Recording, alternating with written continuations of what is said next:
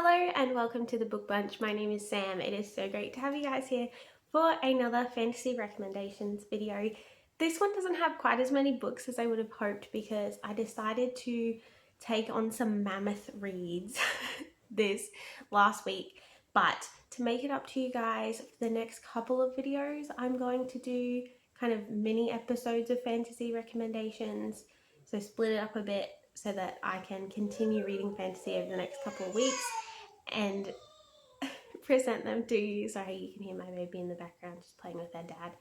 And yes, so there has been a couple of misses and a couple of hits. So I'm going to go from worst to best for you guys.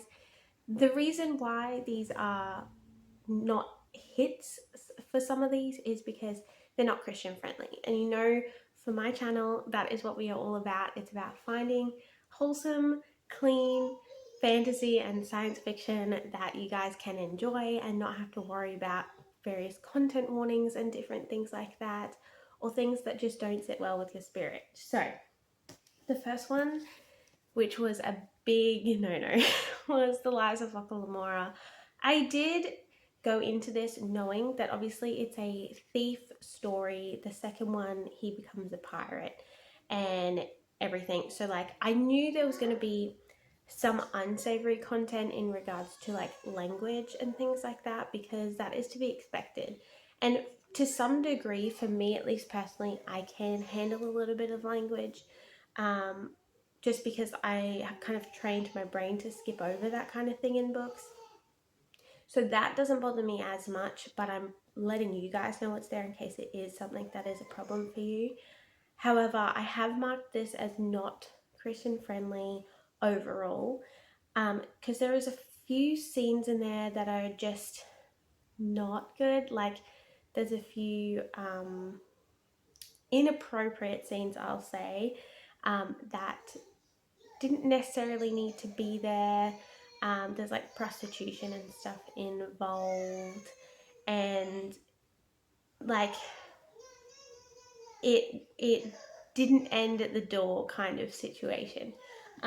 There's also, it's also quite brutal in regards to some of the scenes with violence and murder, and some of the stuff that is done to some of the characters is really horrible to read about, so just be aware of that as well. And honestly, I found it a bit boring and a bit dragging on, because I've read quite a few of these stories now, and some of them I really, really enjoy, and I get swept up in this story of this heist or whatever, or even these like mini jobs, and I get kind of taken away with it. Like The Court of Miracles was one of those said books that I really enjoyed. This, however, there was a lot going on and it went on for so long that I just ultimately ended up getting bored, and I skimmed most of the ending. So yes, that was The Lies of Locke Lamora. Can't really recommend it to you guys, but I thought I'd put it on your radar so you can decide for yourselves whether to pick it up or not. But then there is Shadow March by Tad Williams. I had never read a Tad Williams before, so I thought I'd give him a go because I picked this up at a secondhand bookshop, and I would say this walks the line of whether it is clean or unclean, because the only unsavory part is there is a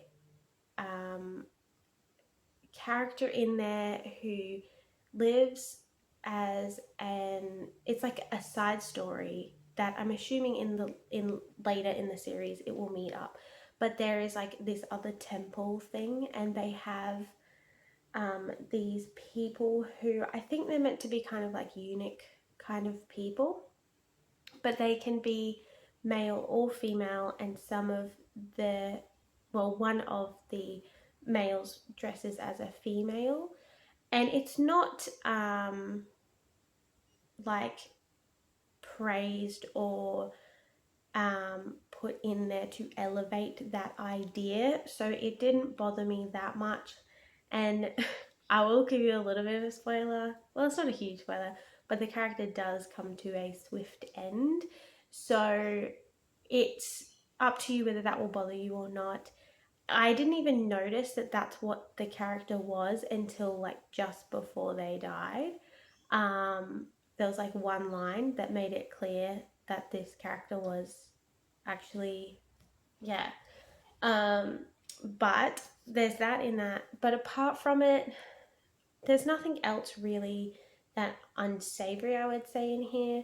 Um, it doesn't even like, even this book as well, neither of them have God's name in vain, which I was surprised about because they have their own gods, so they just like swear in their own gods' names and stuff.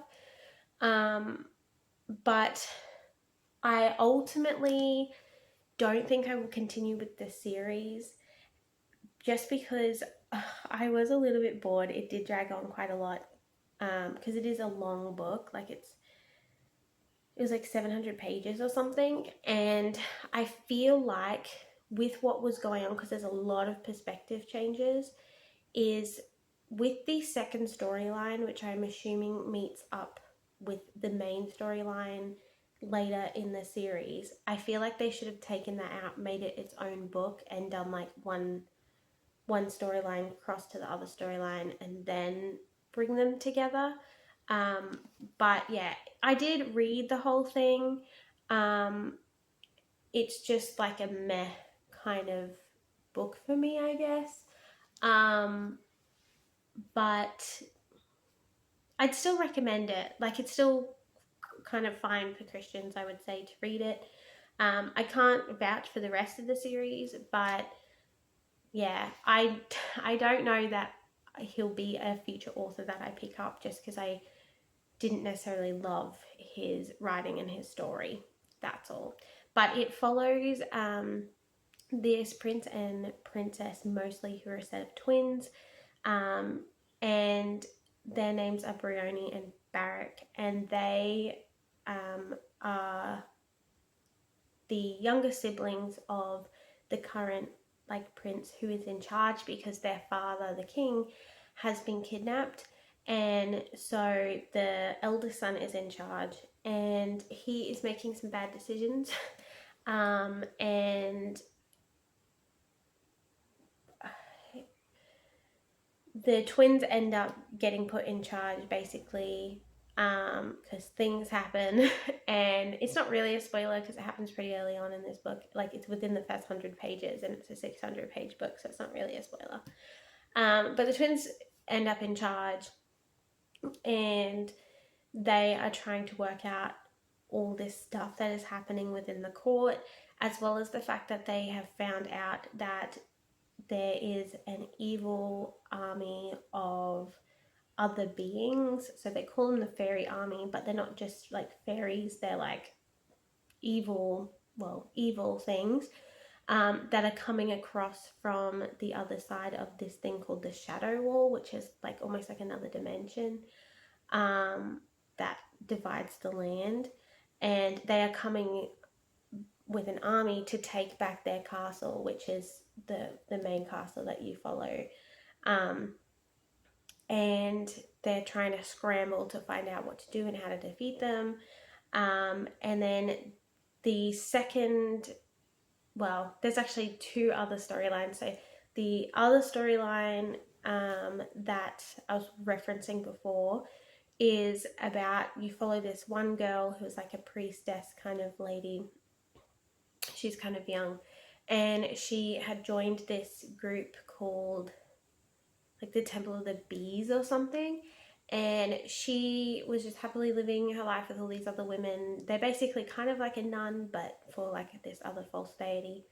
And she gets selected from this other like man god thing, or this guy that's claiming to be, this other king that's claiming to be God.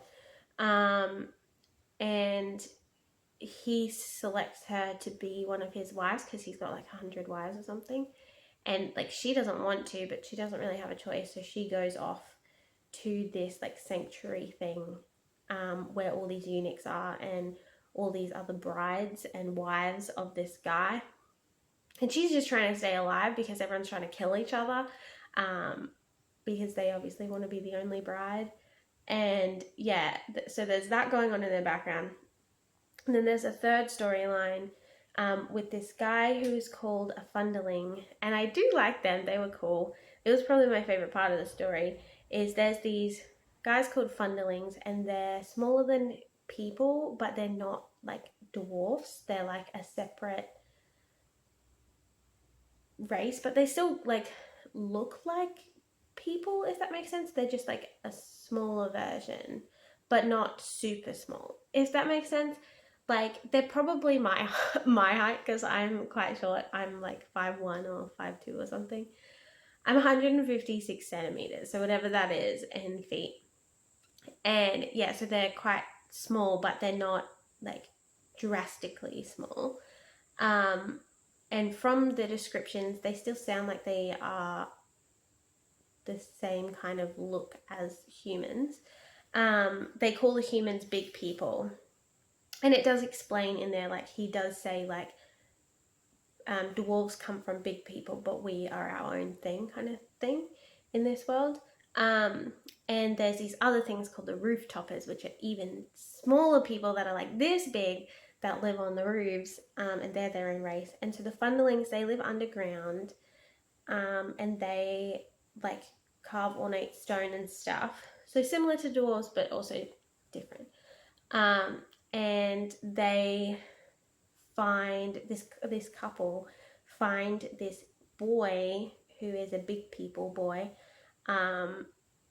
They find him by this shadow border thing, and they like bring him home, treat him as their own kind of thing, and adopt him. But then all this weird stuff starts happening with him, and yeah, so that's another storyline as well. Like I said, there's a lot going on.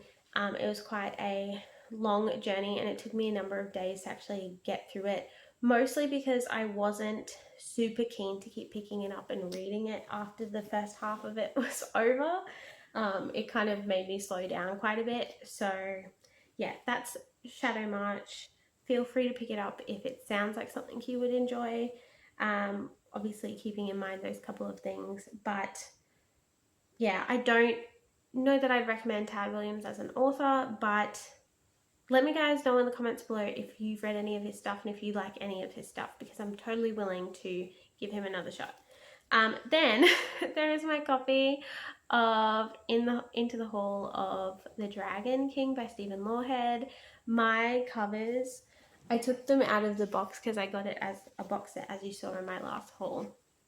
And I literally took it out and both covers came clean off. Like they just, in one piece, came straight off.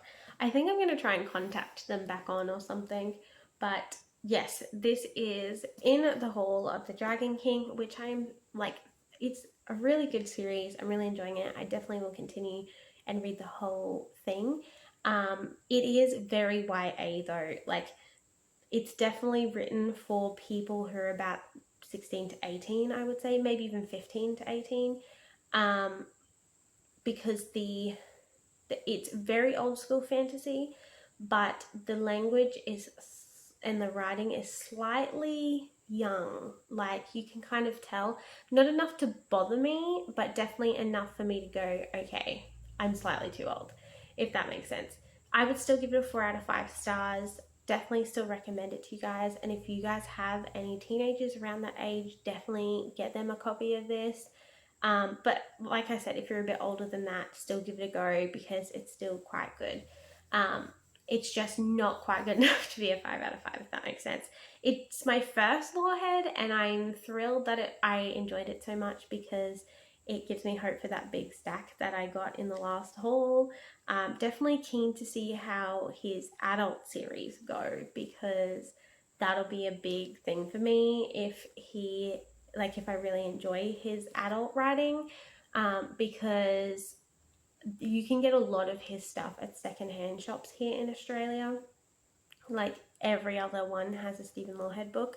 So if I can start collecting his things, that would be great because he's got a lot of stuff. But what is it about? So in the Hall of the Dragon King, we follow this one kid who, like, he would be a teenager kind of age. I think they said he was like 14, 15 maybe slightly younger. I can't even remember now. It says right at the beginning. But he was like a priest in training, an acolyte thing in this temple for a false god. And he, like, isn't really that interested, but he doesn't know anything different because he's been there since he was a child and he doesn't have any parents. So he's just living this life. He can feel within himself this stirring for like a greater God, but the priest won't talk to him about it and he doesn't have much to go on. So he just continues doing what he's doing until this knight shows up at the temple, and the knight is dying. And the knight has this very special message that can only be seen by the queen. It's from the king, who is currently away in battle. And they haven't heard from the king in a while, because you find out from this knight that he's been captured, and that this letter has to get to the queen and no one else, because there's this whole conspiracy going on with the brother of the king that is currently in charge, and he's basically trying to take over. And the knight can't go because he's about to die, and so he's like, one of you guys has to do it, like, you've got to. And all the other priests like, no, we can't, like, it goes against our vows kind of thing. And this boy's like, I'll do it. I feel that I should do it. Like, I've got this calling kind of thing. And so he takes this message and, like, has to try and get to the queen and tell her. He manages to get to the queen. There's things that happen in between, but it's not a spoiler that he gets to the queen because it happens pretty quickly. But he meets people along the way to help him, and there's all of this stuff going on. But he does manage to make an audience with the queen, and the queen reads the letter from the king and goes, okay, we have to go save the king. And so the queen sneaks away because she's kind of being held prisoner almost in the castle by her brother-in-law. And so she escapes with a couple of people and this boy, and they kind of go on this quest to save the king. And along the way, the boy is introduced to these other priests from this other temple. Well, they're not even really priests, they're just like followers of this other god, and he's like the one true god. And there's this whole thing where he like has to accept this gift from this one true God and everything, and he really does feel that he's real, and he talks to him and like all of this stuff. And yeah, it was really cool. It is Christian, but it's a similar vein to, like, it's got Christian themes, but it's not overtly Christian, a bit like Narnia and Lord of the Rings. So it's whatever that genre is. But it was really good. Definitely enjoyed it. Definitely going to continue the series. But that is In the Hall of the Dragon King. And finally, I read Words of Radiance, which is the biggest book in the pile. This was 1,300 pages. It took me quite a few days to get through this, just because the writing is really small too. Like, it's got really tiny writing, and for some reason, anytime I read one of the Brandon Sanderson books from this series specifically, it just takes me so long to read an entire page, because you really have to absorb all of the information, which means reading it slower than usual. Otherwise, you'll have no idea what's going on. But it was really good. Definitely recommend. I've read book 1 and this is book 2 now. There is nothing wrong with either of them. They are completely clean, so I do recommend them. This is high fantasy though, so I only recommend it to you guys if you're into high fantasy, because this is going to be a big series. There's already 4 books and 2 novellas released, plus he's announced like 2 more books already that he's written for this series. So yes, it's a lot, but definitely worth it. It's so good. So we kind of follow most of the same characters as in the first book.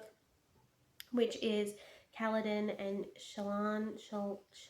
I don't know how to say her name. I'm gonna go with Shallan though, because it's Shallan. And yeah, so we follow those two on their various perspective points. Kaladin in his fight to be honorable, because that is his whole thing, and he ends up making some fatal, well, not quite fatal mistakes, but really serious mistakes when it comes to his honor, and he takes a big blow in that in that sense, and really has to learn from that. And then we mostly do follow Shallan's perspective in this, because in the first book, all of the flashbacks, because there's flashbacks throughout the books, were all about Kaladin. So we were finding about his backstory and how he got to where he was and what had happened to him. In this one, we follow Shallan's perspectives in the past, and finding out how she got to where she was and what happened with her dad and all of that kind of stuff. And it is horrible to read about. It's really, she came from a really abusive situation.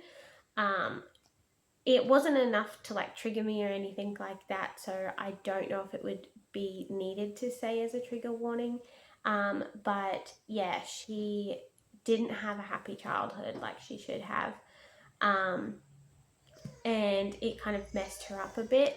And so now, as an adult with some freedom, it is guiding her choices, and you can tell that she's clearly got a lot of trauma there. Like, Brandon's written her to have trauma because she has false memories and stuff, and she's like blocked off whole sections of her brain basically, so that she doesn't have to relive that kind of trauma. But then things happen, and this friend basically says, like, you can't go any further until you confront this. And so she has to make that decision if she's going to continue or not. Really good. It also introduces a couple of new characters as well. And oh my goodness, the stuff that happens to Dalinar is crazy. I can't really tell you much about what happens in this story without spoiling the first one, but oh my goodness, Dalinar, especially at the end, crazy. Like, if this was turned into a movie, it would be one of those moments where like the whole theater gets up and applauds, because it's just so epic. But yeah, crazy stuff happens. Same with Kaladin, crazy stuff happens to him as well. And like, I was so elated when it happened that I legitimately almost got off my chair and gave a standing ovation when there was no one even around. But yes, definitely recommend this series. You need to go get it. I'm going to continue reading it, so as I continue reading it, I will let you guys know if they're clean as I go along. Because yeah, you can't trust Brandon Sanderson completely anymore, because he has slipped things in one book. Out of all of his books, there's only one that he has slipped something in so far. So yes, definitely looking forward to continuing it, but it is a mammoth of a series, so it'll take me a little bit to get to the next one. But they were all the reads for this week, and like I said, I will be following this up with a couple more fantasy reads during this week. So Wednesday's video, I'll probably have one or two more fantasies to present to you guys. Hopefully they will be good recommendations, and then possibly even Saturdays next week I will do a couple more, I'm thinking, because I am in the fantasy mood. But yes, we will see, and I will see you guys in the next video. Let me know what your favorite fantasies are and what ones I should read next, and I'll see you guys next week. Bye!